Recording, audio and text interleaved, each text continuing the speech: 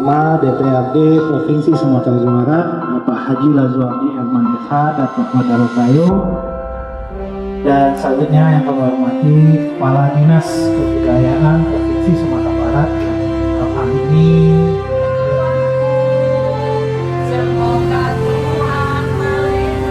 tradisi di Kecamatan Tanjung Mutiara yang kita pusatkan di